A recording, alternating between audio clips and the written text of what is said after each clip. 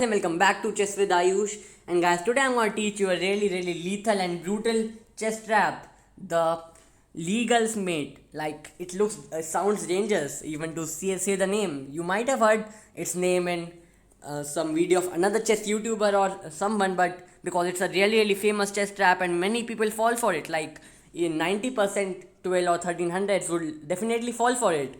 You have to begin the game with e4, e5, knight f3, knight c6, bishop c4, the most common development moves you will see. So what we have done here is we attack his pawn, he saves it, we have to develop our bishop. He will play d6, getting his bishop out, and also this is the Italian system, really strong. We have to continue our development, knight to c3, continuing the development. The most common move here is developing the bishop, attacking the knight, and also pinning it to the queen. So this move does three things in one move. This move looks like a really common and really good move, but this is not so good for him. I will tell you why. This is the most crucial move, and if he plays this, you can definitely use this trap, and the game is yours. You have to play the move pawn to h3 and attacking his bishop.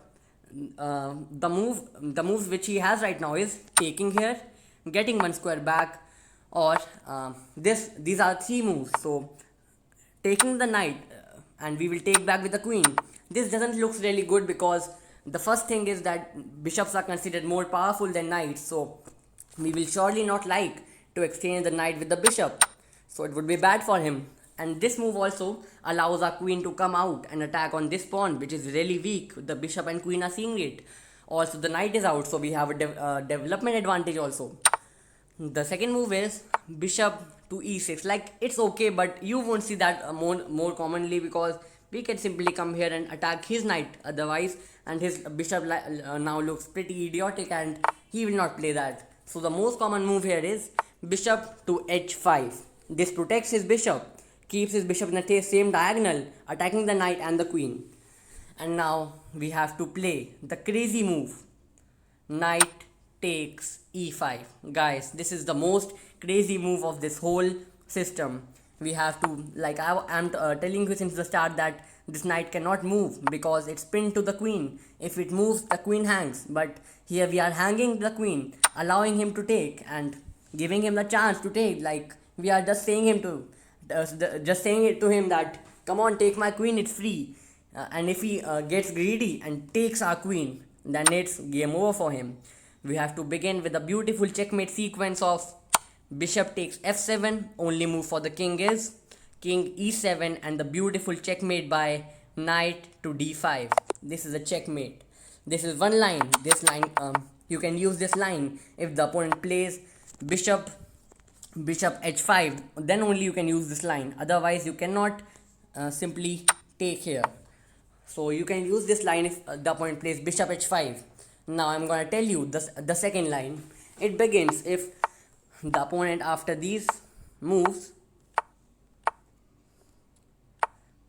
rather than like after we go here and take here, the queen is still hanging, it's pretty much the same.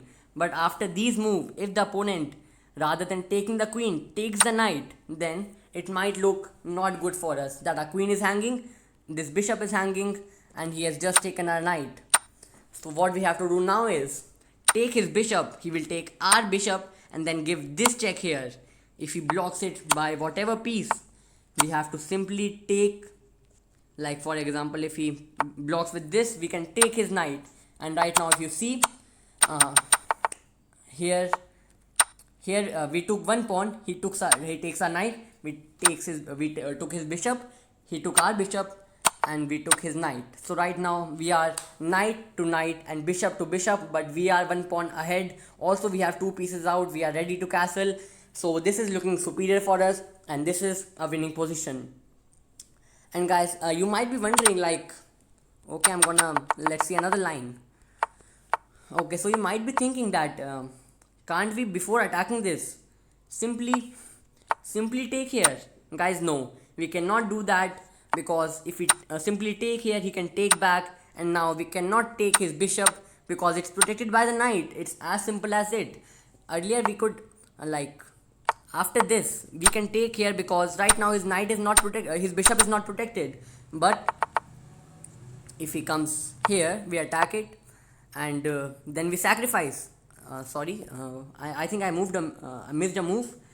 Sorry, we have to not, before playing h3, we can't simply take, because he will take with his knight, attacking our bishop, saving his bishop. So this is superior for him.